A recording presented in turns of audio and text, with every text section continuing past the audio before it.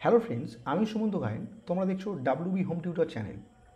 আজ আমরা class 7-এর course থেকে 11.1 অর্থাৎ ভগ্নাংশের বর্গমূল অধ্যায়ের অঙ্কগুলোকে একদম সহজ পদ্ধতিতেই সমাধান করার চেষ্টা করব। তো আজকের এই ভিডিওটা তোমরা যদি সম্পূর্ণ দেখো তাহলে আমি কথা দিচ্ছি এই অধ্যায়ের প্রত্যেকটা অঙ্ককেই তোমরা নিজেরাই সমাধান করতে পারবে। তো আজকে আমরা বইয়ের অঙ্ক শুরু না করে বর্গমূলকে কীভাবে সহজে নির্ণয় করা যায় সেটাকে শিখব। কারণ তোমাদের মধ্যে অনেকেই আছো যারা এখনও পর্যন্ত ঠিকঠাকভাবে বর্গমূলকে শিখতে পারোনি। তো চলো এই বর্গমূলকে শেখার জন্য যে যে স্টেপ আমাদের জানতে হবে সেগুলোকে আমরা শুরু করি। তো ফার্স্ট এই বর্গমূলকে জানার জন্য আমাদের বর্গ আর বর্গমূল কী সেটাকে জানব। তাহলে ফার্স্ট আমরা জানবো বর্গ কী, আর তার ঠিক পরে জানবো বর্গমূল কী। দেখো ফার্স্ট আমরা কী লিখছি, বর্গ, যাকে ইংরেজিতে বলা হয় স্কোয়ার। এটার সাইন কি? এটা কোনো সংখ্যার পাওয়ারে 2 লেখা হয়। আর বর্গমূল কি? দেখো এখানে আমরা লিখছি বর্গমূল। এই বর্গমূলকে ইংরেজিতে বলা হয় রুট। এর সাইন কি? এটা কোনো সংখ্যার মাথায় এই সাইন দেওয়া হয়, এটাকে বলা হয় কি বর্গমূল। এখন বর্গ আর বর্গমূলের মধ্যে ডিফারেন্স কি? তো আগে আমরা বর্গকে শিখি। বর্গ কি? তোমাকে বললো 1-এর বর্গ কত, তাহলে আমরা লিখছি 1-এর বর্গ। 1-এর বর্গ মানে 1-এর মাথায় আমরা কী দেবো তাহলে? স্কোয়ার। এখন এই 1-এর স্কোয়ার এর মানে কি?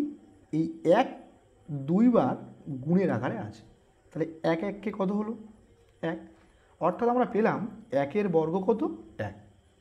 এখন যদি বলি যে 2-এর বর্গ কত, তাহলে 2-এর বর্গ, তাহলে 2-এর মাথায় কী দেবো আমরা? স্কোয়ার দেবো। তাহলে 2-এর মাথায় স্কোয়ার মানে 2 কবার আছে গুণের আকারে? 2 আমরা দুবার লিখব, এদেরকে গুণ করব, তাহলে 2 2 কত হলো? 4। অর্থাৎ আমরা পেলাম 2-এর বর্গ কি পেলাম? 4। যদি বলে 3-এর বর্গ কত, তাহলে আমরা এখানে 3-এর স্কোয়ার অর্থাৎ 3কে দুবার গুণের আকারে লিখব, তাহলে 3 3 কত? 9। 4-এর বর্গ কত? 4-এর বর্গ হচ্ছে 4-এর স্কোয়ার অর্থাৎ 4 গুণ 4 ইকুয়ালস টু কত? 16। তাহলে এভাবে আমরা 10 পর্যন্ত করতে পারি। যদি বলে যে 10-এর বর্গ কত, তাহলে এখানে কি হবে?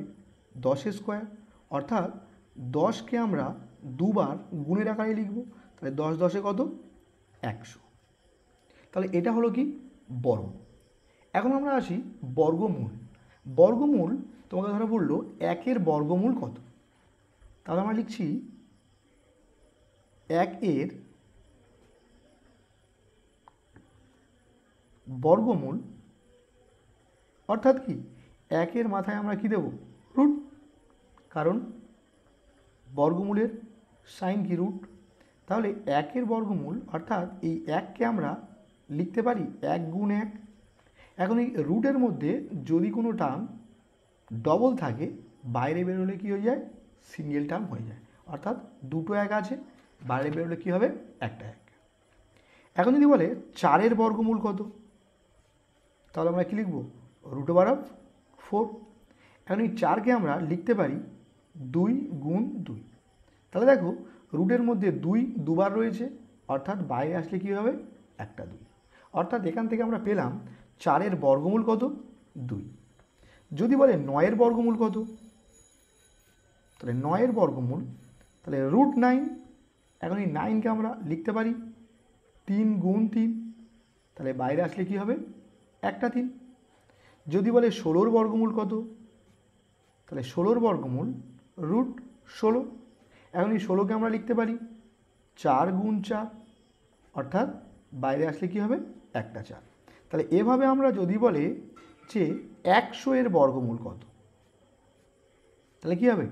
√100। এই 100কে আমরা লিখতে পারি 10 গুণ 10, তাহলে বাইরে বেরোলে কী হবে? একটা 10। এখন জিনিসটাকে এইবার খেয়াল করো, বর্গ আর বর্গমূলটা কি হলো। তাহলে এখানে দেখো 1-এর বর্গ 1, 1-এর বর্গমূলও 1, 2-এর বর্গ 4, 4-এর বর্গমূল 2, 3-এর বর্গ 9, 9-এর বর্গমূল 3, 4-এর বর্গ 16, 16 বর্গমূল 4, 10 বর্গ 100 আর 100 বর্গমূল 10। অর্থাৎ বর্গ আর বর্গমূল এরা পরস্পর কি উল্টো। অর্থাৎ 2 বর্গ হয়েছে 4, দেখো 4 বর্গমূল 2, তার মানে এর উল্টো হচ্ছে না। এখন আমরা বর্গমূলকে নির্ণয় করার জন্য কিছু জিনিস আমাদের শিখতে হবে। কি? 1 থেকে 10 পর্যন্ত সংখ্যার বর্গকে আমরা শিখব।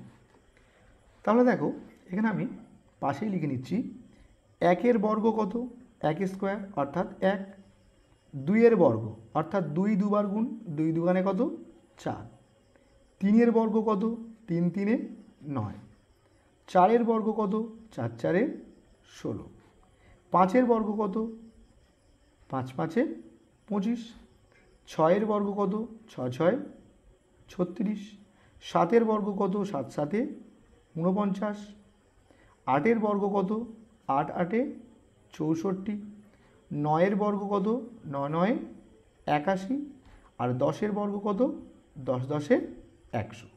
দেখো যদি তোমরা আজকের অঙ্কগুলো ঠিকঠাক করে দেখো তাহলে কিন্তু বর্গমূলকে খুব সহজেই তোমরা একেবারেই বের করতে পারবে।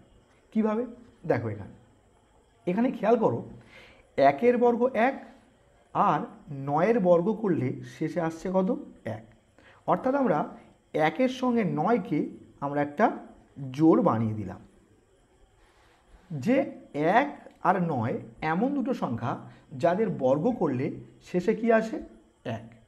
তাহলে একই রকমভাবে দেখো 2 বর্গ 4 আর 8 বর্গ 64, অর্থাৎ শেষে কি আছে 4। তাহলে আমরা বলতে পারি 2 আর 8 এরা দুজনে একটা জোড় তৈরি করেছে। কেন? কারণ 2 বর্গের শেষে আছে 4 আর 8 বর্গের শেষে আছে 4।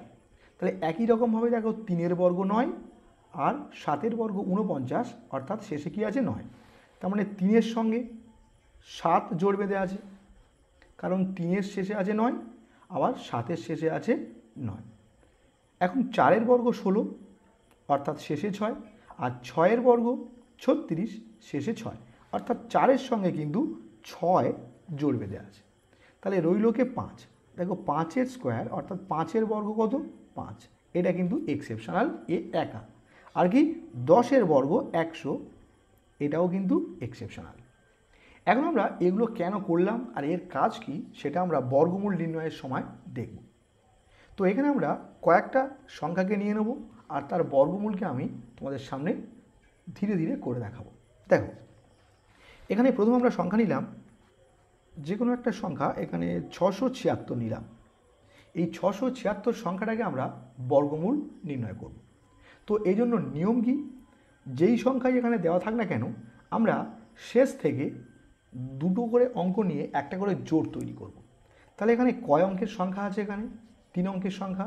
যদি আমরা দুটো করে নিয়ে জোড় বানাই তাহলে দেখো শেষ থেকে এই একটা জোড় তৈরি হচ্ছে আর এ একা একটা জোড় তৈরি হচ্ছে। এখন ডান দিকে একটা আমরা দাগ টেনে নেব। এখন এই 6কে দেখব কোন সংখ্যার বর্গ সমান কি তার চেয়ে ছোট। কি বললাম? 6 এখানে দেখব কোন সংখ্যার বর্গের সমান কি তার চেয়ে ছোট। তাহলে আমরা নামতা পড়ব কিভাবে? বর্গের নামতা পড়ব। যে 1 স্কোয়ার 1, আমার লাগবে কত 6, 2 স্কোয়ার 4, লাগবে কত 6, তাহলে আরও একটু যাই, 3 স্কোয়ার কত 9, তাহলে কি হচ্ছে লাগবে 6, আমাদের হয়ে যাচ্ছে কত 9, তাহলে 3 স্কোয়ার নেওয়া যাবে না। তাহলে এখানে কাকে নেব? 2 স্কোয়ারকে নেব, কারণ 2 স্কোয়ার কত 4, যেটা 6-এর চেয়ে ছোটো। তাহলে আমরা লিখব 2 2 4, কিন্তু একটা 2 আমরা এখানে লিখব আর একটা 2কে আমরা উজ্জ্ব রাখবো, অর্থাৎ 2 2 4। তাহলে এখন আমরা বিয়োগ করব, 4 আছে, কয় দাও 6, 2 দাও 6। এখন এই বাঁ দিকে একটা দাগ টানব। এখন এখানে যে সংখ্যা থাকবে তার সঙ্গে আমরা 2 গুণ করে এখানে লিখব, কিন্তু এর একটা নিয়ম আছে। কি? এখানে আমরা এক ঘর ফাঁকা রেখে তবেই আমরা এখানে সংখ্যাটাকে লিখব। তাহলে কি বললাম? এখানে যে সংখ্যা থাকবে তার সঙ্গে আমরা 2 গুণ করে এখানে লিখব, কিন্তু এক ঘর ফাঁকা রেখে।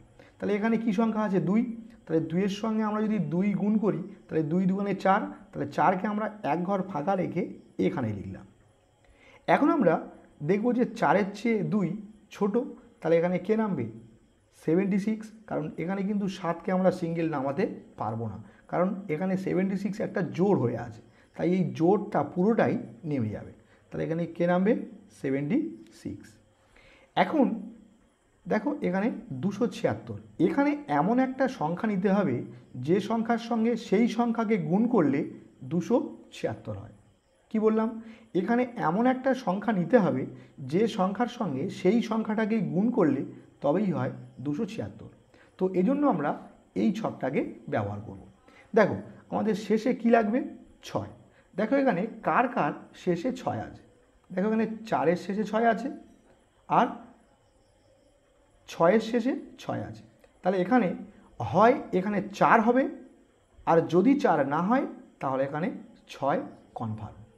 তো এখানে আমরা চেক করব। তাহলে আগে আমরা 4 দিয়ে চেক করি, তারপর আমরা 6 দিয়ে চেক করব। তাহলে দেখো এখানে 4, এর নিচেও 4 হবে। তাহলে আমরা সংখ্যাটাকে পাশে লিখছি, এখানে 4, এখানে 4। দেখো যদি আমরা গুণ করি তাহলে 4 4-এ 16, 6, হাতে থাকছে 1, 4 4-এ 16, 1-এ 17।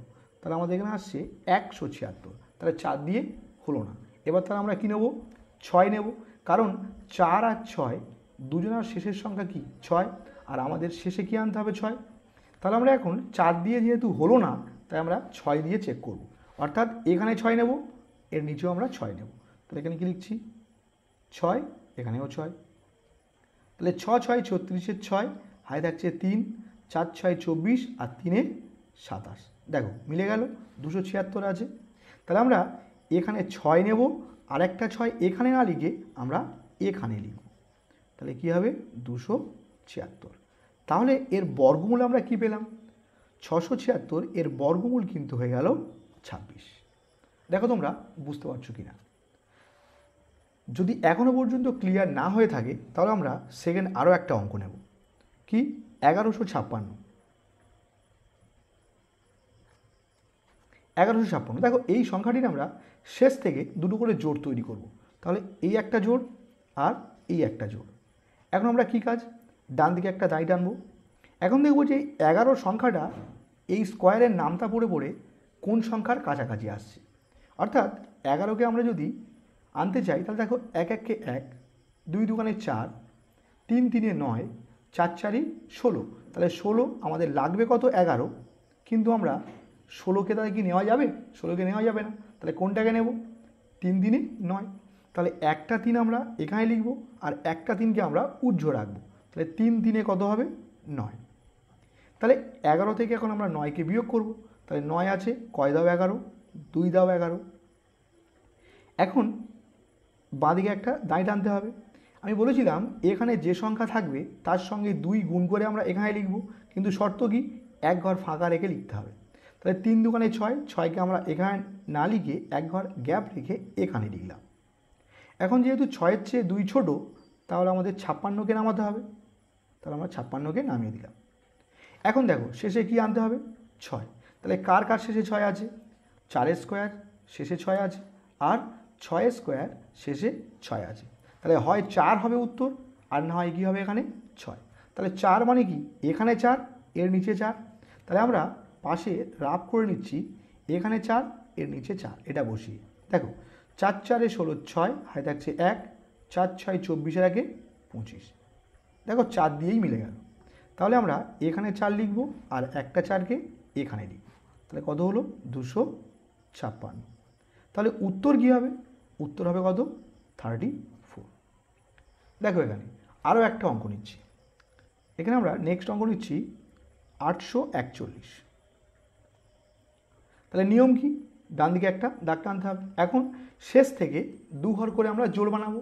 তাহলে এখানে যেহেতু 3 অঙ্কের সংখ্যা এটা, তাহলে দুটো মিলিয়ে একটা জোড়, আর এখানে একটা সংখ্যায় একটা জোড়।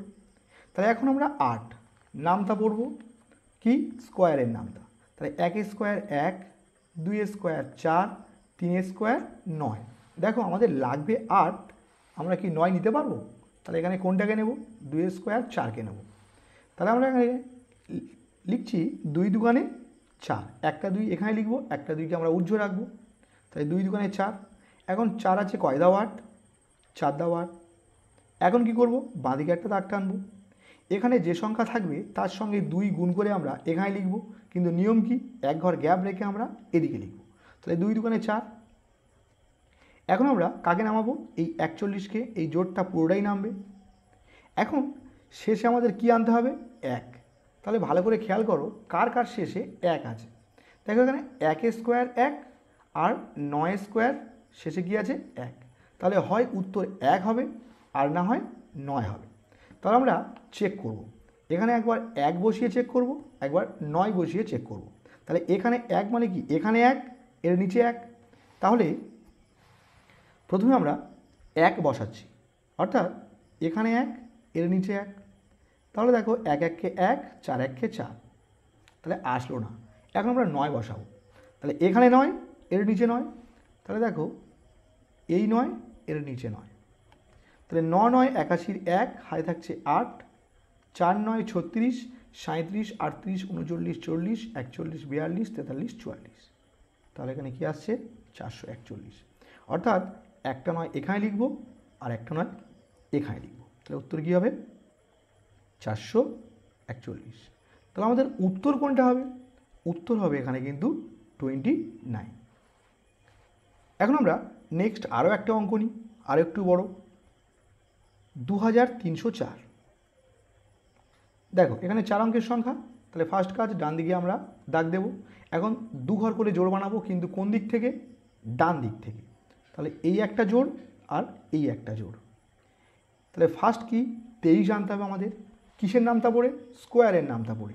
তাহলে দেখো 1 1 কে 1, 2 2 4, 3 3 9, 4 4 16, 5 5 25। তাহলে আমরা আনতে হবে 23, কিন্তু এখানে 25 চলে আসছে, অর্থাৎ 5কে নেওয়া যাবে না। তাহলে কাকে নেব আমরা? 4কে নেব। তাহলে 4 4 16, এটাকে নেব। তাহলে একটা 4 এখানে আর একটা 4কে আমরা উজ্জ্ব রাখবো। তাহলে 4 4 কত হবে? 16। বিয়োগ করো, 16 17 18 19 20 21 22 23, কত দাও? 7 দাও। এখানে বাঁদিকে দাগ টানতে হবে। এখানে যে সংখ্যা থাকবে তার সঙ্গে 2 গুণ করে আমরা এদিকে লিখব। তাহলে 4 দুগুণে কত? 8, কিন্তু শর্ত কি? 1 ঘর গ্যাপ রেখে আমরা এখানে লিখব। তাহলে 4 দুগুণে 8কে আমরা 1 ঘর ছেড়ে লিখলাম। এখন এর চেয়ে এটা ছোট সংখ্যা, তাহলে কে নামবে? 0 4। এখন শেষে কী আনতে হবে আমাদের? 4। এবার খেয়াল করো 4 কার কার শেষে আছে। দেখো এখানে আছে 2 স্কোয়ার 4 আর 8 স্কোয়ার, এর শেষে আছে 4। তাহলে হয় 2 হবে আর না হয় কনফার্ম 8 হবে। তাহলে একবার আমরা 2 দিয়ে চেক করব আর একবার 8 দিয়ে করে দেখব। তাহলে একবার 2 নেব মানে কি? এখানে 2, এর নিচে 2। তাহলে দেখো এই 2, এই 2 নিলাম। তাহলে 2 দুগুণে 4, 8 দুগুণে 16। তাহলে আসলো না। তাহলে এবার আমরা কী নেব? 2 এর শেষে 4 ছিল আর কি 8 এর শেষে 4 ছিল। তাহলে এবার 8 নিয়ে চেক করব, অর্থাৎ এখানে 8, এর নিচে 8। তাহলে দেখো একটা 8 এই লিখলাম, একটা 8 নিচে লিখলাম। তাহলে 8 8 64, 4 হাতে থাকছে 6। তাহলে 8 8 64 আর 6 70। তাহলে উত্তর আসলো 704। তাহলে একটা 6 আমরা একটা 8 এখানে লিখব আর একটা 8কে এখানে লিখব। তাহলে উত্তর কী হবে? 704। তাহলে এখানে এর বর্গমূলের উত্তর কোনটা পেলাম? 48। আশা করছি প্রত্যেকটা বর্গমূলকেই তোমরা কিন্তু খুব সহজভাবেই বুঝতে পেরেছো। আজকের এই অঙ্কগুলোকে তোমরা ভালোভাবে প্র্যাকটিস করবে। পরের দিন আমরা বইয়ের অঙ্ককে শুরু করব। ভিডিওটি যদি তোমাদের একটু ভালো লেগে থাকে, ভিডিওটিতে অবশ্যই একটি লাইক দিও, আর চ্যানেলে নতুন হলে চ্যানেলটিকে সাবস্ক্রাইব করে আমাদের পাশে থাকবে। আর ভিডিওটাকে সেই সব বন্ধুদের মধ্যে শেয়ার করবে যারা এখনও পর্যন্ত বর্গমূলকে শিখতে পারেনি।